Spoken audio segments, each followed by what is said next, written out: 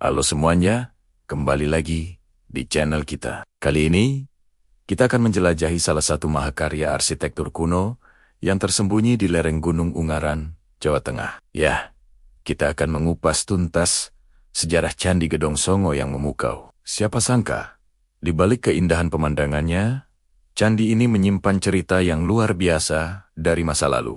Nama Gedong Songo sendiri berasal dari bahasa Jawa, yang artinya 9 bangunan. Tapi, tahukah kamu, saat pertama kali ditemukan, tidak semua candi dalam kondisi utuh. Penemuan pertamanya dilakukan oleh seorang tokoh terkenal, Sir Thomas Stamford Raffles, pada tahun ke-1804. Saat itu, ia hanya menemukan 7 kelompok bangunan candi. Penemuan ini kemudian menjadi awal dari penelitian panjang yang mengungkap lebih banyak lagi rahasia kompleks candi ini. Setelah Raffles, para arkeolog Belanda seperti Louton dan Van Steen Kallenfels melanjutkan penelitian di area ini pada awal abad ke-20. Berkat kerja keras merekalah, 2 kompleks bangunan candi lainnya berhasil ditemukan, sehingga totalnya menjadi 9, sesuai dengan namanya sekarang. Jadi, meskipun disebut Gedong Songo, penemuannya terjadi secara bertahap. Lalu, kapan sebenarnya candi ini dibangun?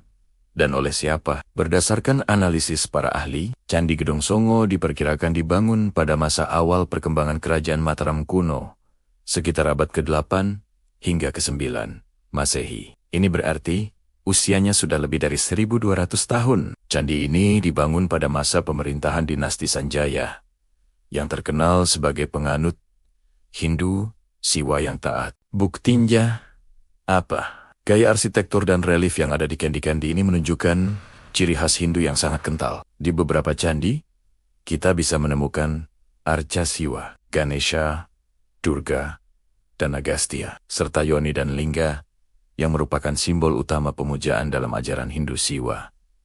Lokasinya yang berada di ketinggian lebih dari 1200 meter di atas permukaan laut juga bukan tanpa alasan. Masyarakat Jawa kuno percaya bahwa gunung adalah tempat suci, tempat bersemayamnya para dewa. Membangun candi di tempat setinggi ini adalah cara mereka untuk lebih dekat dengan Sang Pencipta. Setiap candi di kompleks Gedong Songo memiliki keunikan dan fungsinya masing-masing, yang digunakan untuk serangkaian ritual keagamaan. Posisi candi yang tersebar di beberapa titik di lereng gunung juga menggambarkan sebuah perjalanan spiritual. Para peziarah di masa lalu harus berjalan mendaki dari satu candi ke candi lainnya, yang melambangkan perjalanan jiwa menuju pencerahan. Di antara candi-candi ini, ada juga sumber air panas belerang yang dipercaya memiliki kekuatan penyembuhan dan penyucian diri sebelum melakukan ritual. Seiring berjalannya waktu dan berpindahnya pusat kekuasaan dari Jawa Tengah ke Jawa Timur, banyak candi di wilayah ini yang mulai terlupakan,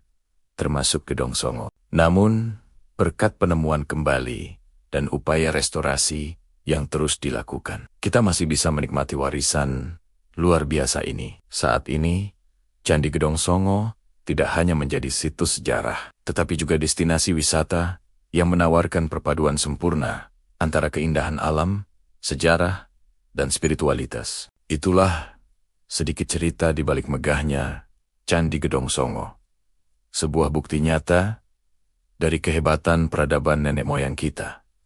Bagaimana menurut kalian? Jangan lupa tulis pendapatmu di kolom komentar ya. Terima kasih sudah menonton, dan sampai jumpa di video berikutnya. Jangan lupa like, comment, dan subscribe.